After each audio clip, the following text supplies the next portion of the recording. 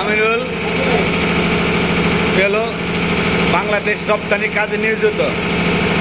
আমিনুল, তুমি কি মেশিনটা চালাও? মেশিনটা কি দেখা যাবো? চলো, এটা আমিনুল বিদ্যুৎ। হ্যাঁ, চলো।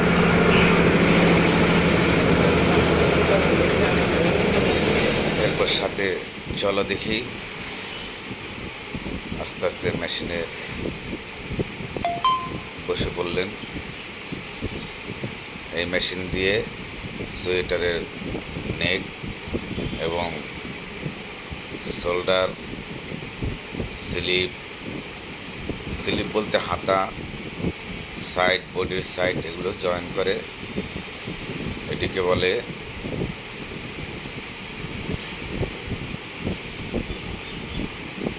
এগুলো যদি অটোতে হইতো তাহলে মনে হয় সোয়েটারগুলো বাংলাদেশে চলতো আগে অনেক ওয়ার্কার দিয়ে, এখন অটো বেরিয়ে গেছে।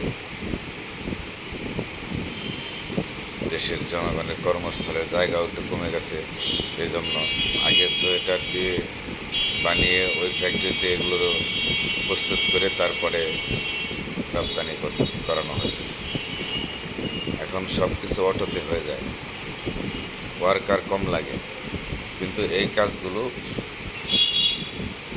লোকজন ছাড়া হয় না, মানুষ ছাড়া হয় না বোধহয়। এগুলারে ওয়ার্কার দিয়ে করতে হয়, শ্রমিক দিয়ে করতে হয়।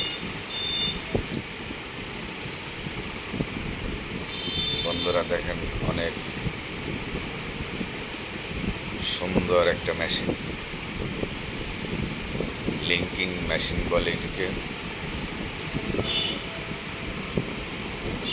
আসলাম ফ্যাক্টরিতে একটু ঘুরতে, আমিনুলের সাথে দেখা হয়ে গেল। বললো, ভাই আমার এই মেশিনের কাজটা একটু ভিডিও করেন। এজন্য করলাম। আমিনুলের সাথে আমার ভালো সম্পর্ক, তাই নাকি? কি বলো আমিনুল? যাই ভাই, ভালো থাকবেন সবাই, সুস্থ থাকবেন। সবার জন্য শুভকামনা ও ভালোবাসা রইল। এই যে হলো পুরো ফ্যাক্টরিটা, আপনাদের একটু দেখাচ্ছি। অনেক ওয়ার্কার এখানে কাজ করতেছে।